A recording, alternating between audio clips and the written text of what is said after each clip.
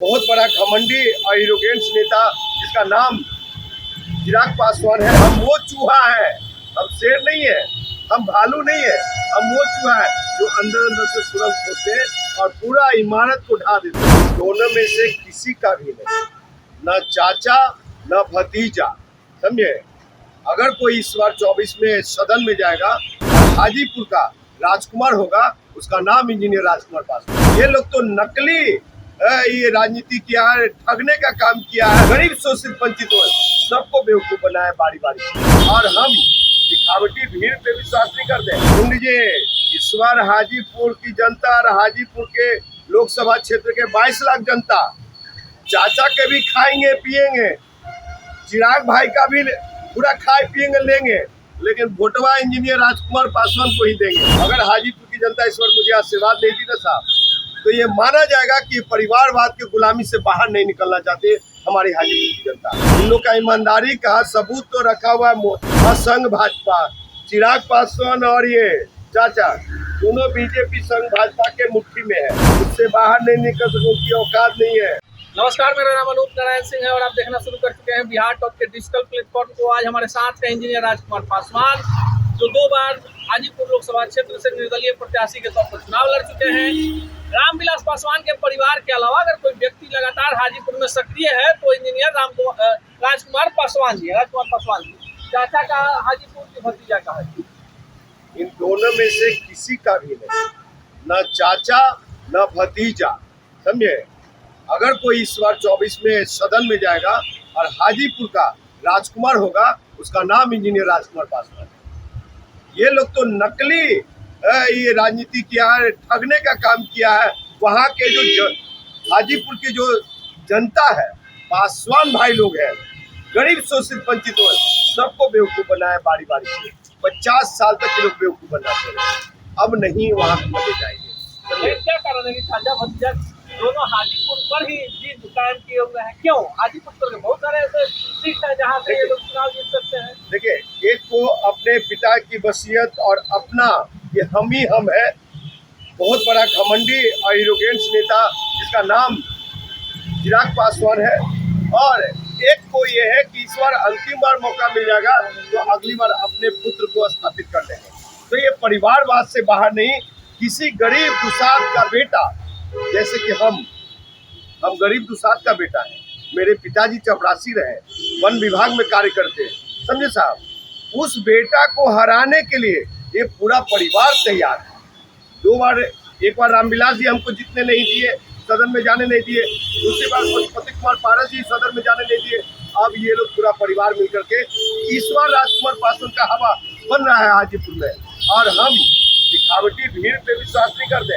हम वो चूहा है, हम शेर नहीं है, हम भालू नहीं है, हम वो चूहा है जो अंदर अंदर से सुरंग खोदते और पूरा इमारत को ढा देते। हम वो कार्य करते हैं। आपको नहीं लगता है दोनों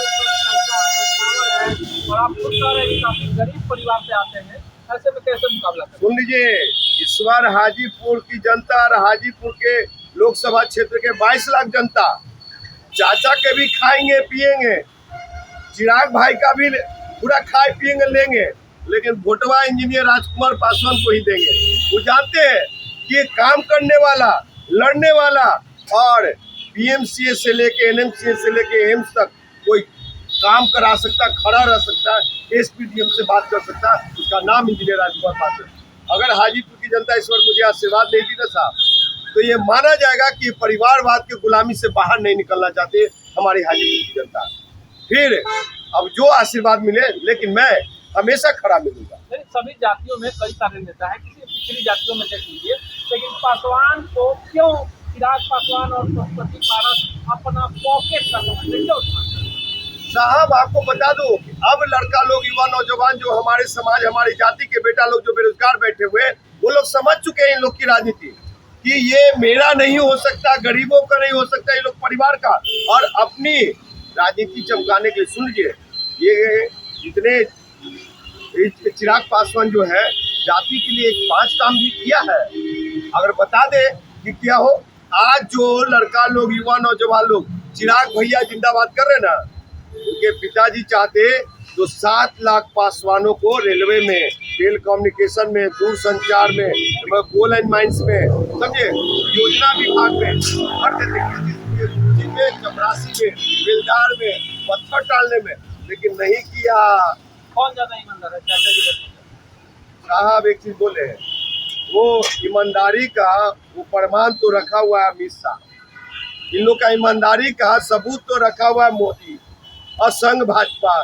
चिराग पासवान और ये चाचा दोनों बीजेपी संघ भाजपा के मुट्ठी में है, समझे, उससे बाहर नहीं निकल सको की औकात नहीं है, समझे साहब, कि उनका विरोध करे।